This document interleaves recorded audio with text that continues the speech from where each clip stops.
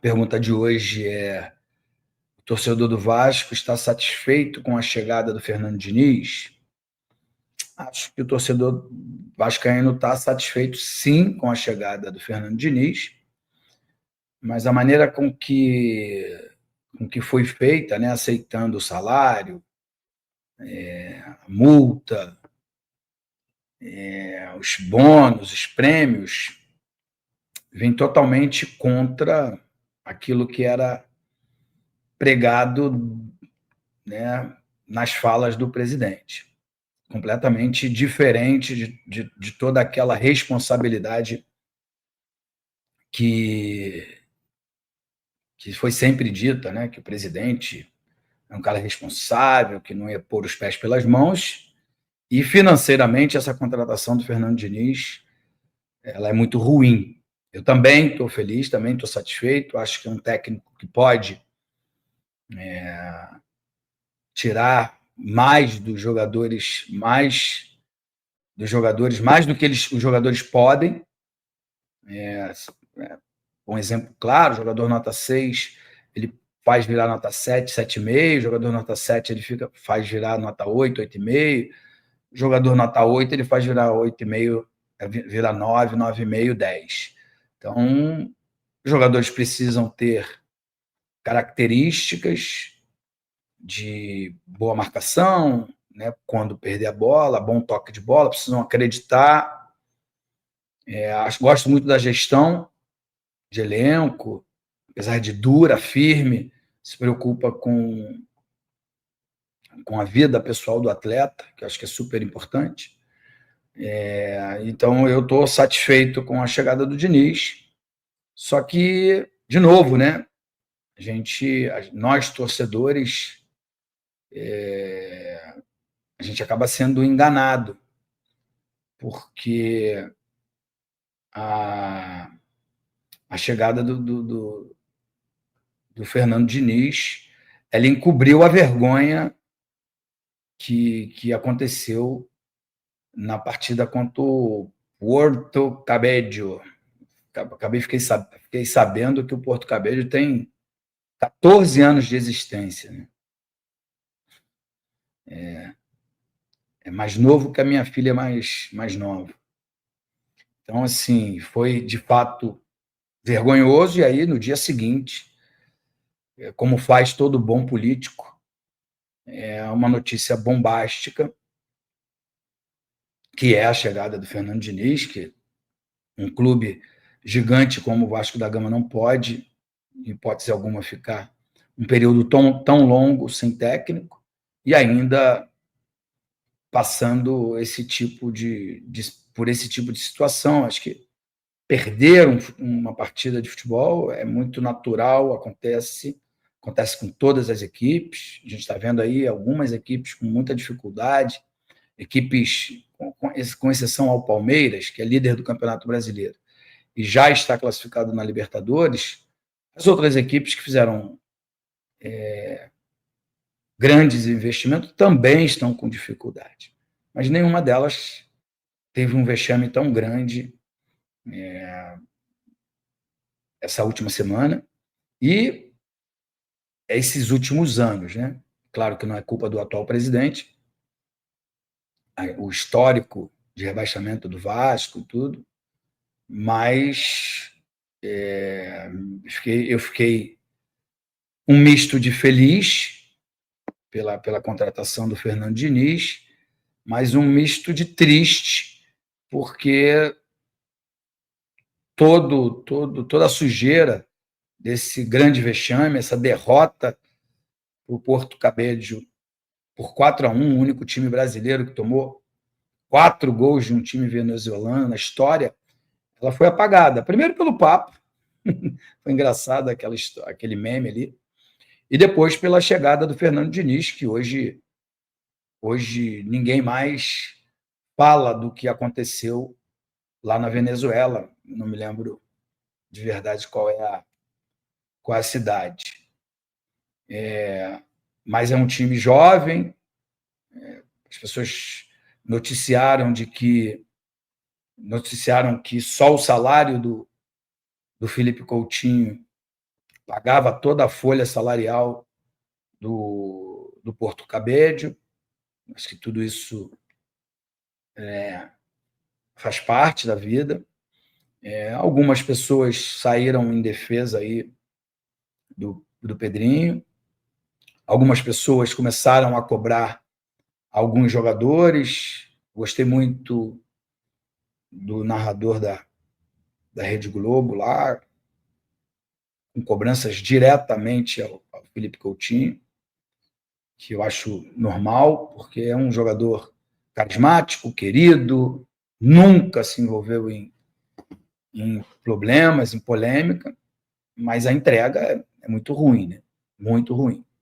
Acho que agora a tendência é que o Vasco melhore, cresça, porque, de fato, o Felipe Diniz é um excelente técnico, ele consegue extrair do atleta um pouco mais do que ele potencialmente poderia dar. Com o anúncio do Fernando Diniz na tarde de ontem, eu fui pesquisar os trabalhos do Fernando Diniz, porque a gente é muito resultadista e talvez fale bem do Fernando Diniz, porque ele ganhou a Libertadores com o Fluminense e é merecido, ganhou um estadual também com a equipe do Fluminense e fez esse Fluminense jogar uma barbaridade, jogar muito bem mesmo. A gente talvez até consiga comparar jogador com jogador, né? Não sei se o Nino era um grande craque, não sei se o André é um grande craque, mas nas mãos do Fernando Diniz, esses jogadores viraram referência no Fluminense. Aí, claro, o Ganso, que é um craque, passou a jogar muito, a descoberta do Arias, o melhor ano da vida, da história do Germancano. Enfim, tem uma série de coisas aí que me fazem crer que é bem possível que o Fernando Diniz faça um excelente trabalho frente ao Clube de Regatas Vasco da Gama. A única coisa que nessa busca que eu fiz me chamou a atenção é que os trabalhos dele demoram a pegar. E aí, a minha crítica, porque o Vasco está sem técnico há mais de 2 semanas, são 4 jogos, 4 péssimos resultados, né?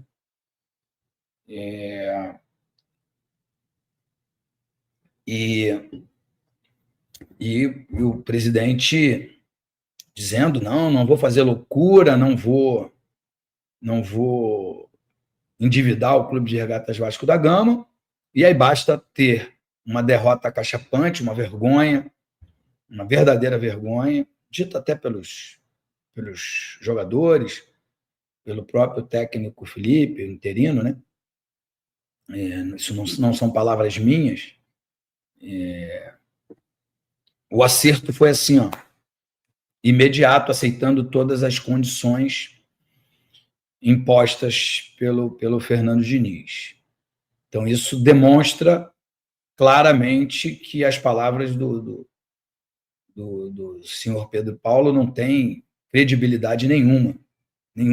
Um dia ele diz que não vai fazer loucura, no outro dia ele aceita todas as exigências feitas pelo Fernando Diniz, que é um excelente técnico, que merece a aprovação por ter conquistado a Libertadores, né, com o Fluminense,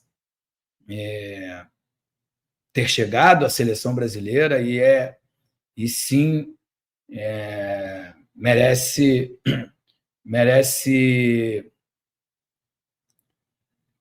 todo o meu respeito, minha admiração, e merece uma compensação financeira. Mas por que esse acerto não foi feito lá atrás? por que esse acerto ele não foi feito logo de imediato? Para dar a chance ao amigo de, pela segunda vez, treinar o Clube de Regatas Vasco da Gama, mais uma vez que o presidente, Pedrinho, falta com a sua palavra. Escutei pelo menos umas 10 vezes ele dizer para o Felipe diretamente: você não será técnico na minha gestão. Não deu ainda um ano da gestão do Pedrinho, né?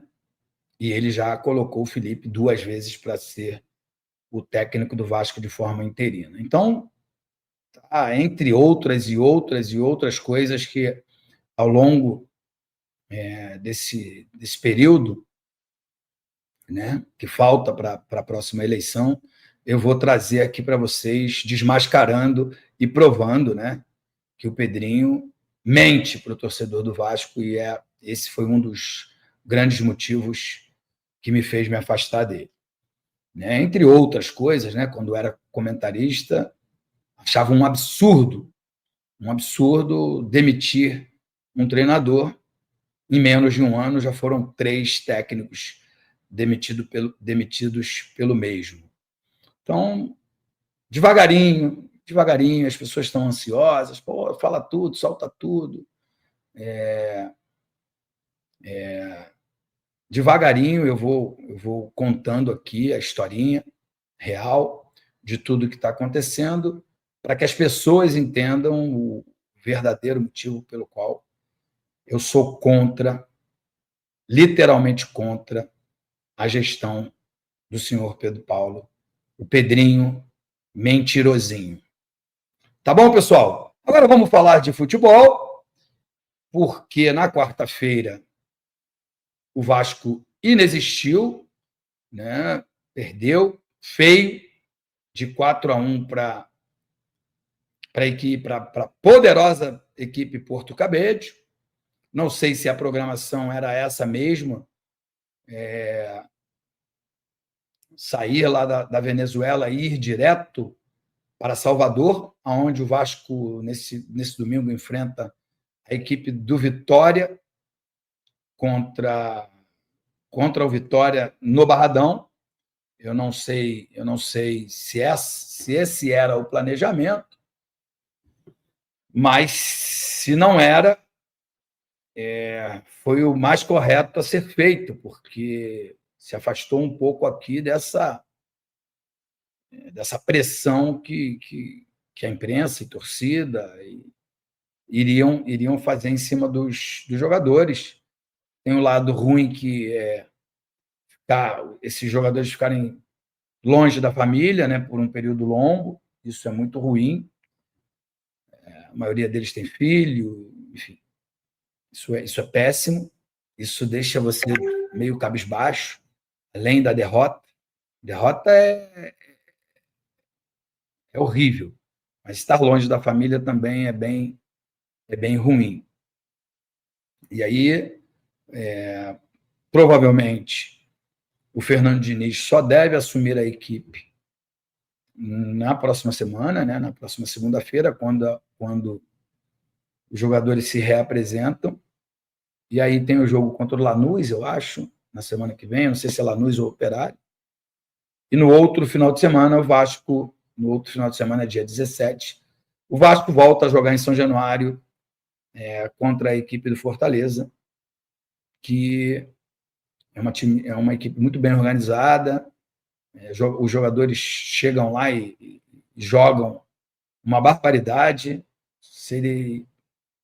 Sou capaz de dizer, se troca a camisa, esses jogadores no Vasco não renderiam o que eles rendem lá na equipe do Fortaleza. Não sei qual é a magia que tem lá no Ceará, que faz, talvez seja a estrutura, a seriedade, o excelente trabalho do presidente, CEO, sei lá quem é que toca o Fortaleza, e claro, o trabalho do Vojvoda, que já teve a oportunidade de sair, inclusive para o Vasco, teve a oportunidade de dirigir outros grandes times e ganhando, talvez, muito melhor do que ganha no Fortaleza, e e por lá permaneceu.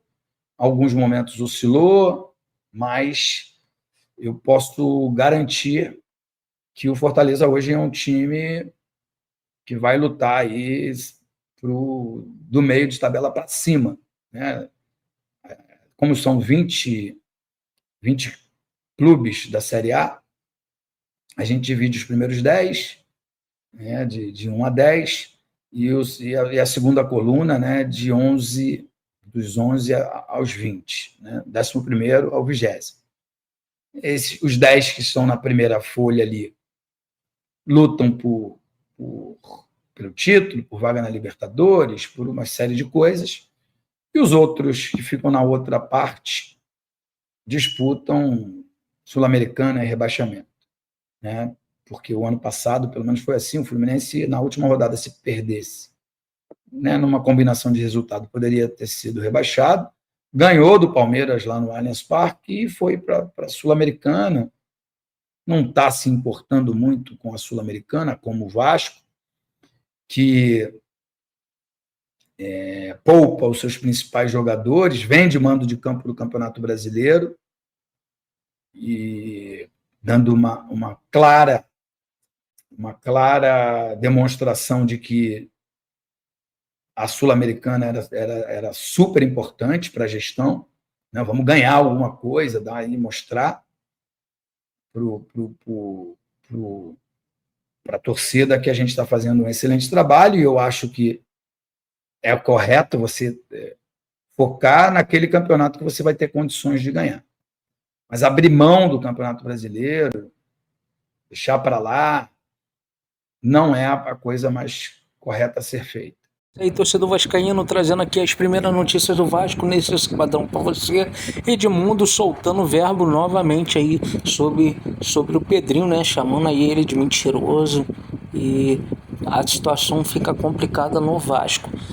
Diniz, aí foi um acerto ou um erro da diretoria, né? Em vista aí o que o Vasco tinha de possibilidade no mercado.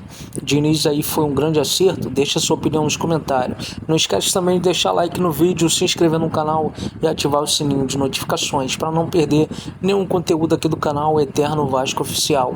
Forte abraço a todos e até mais.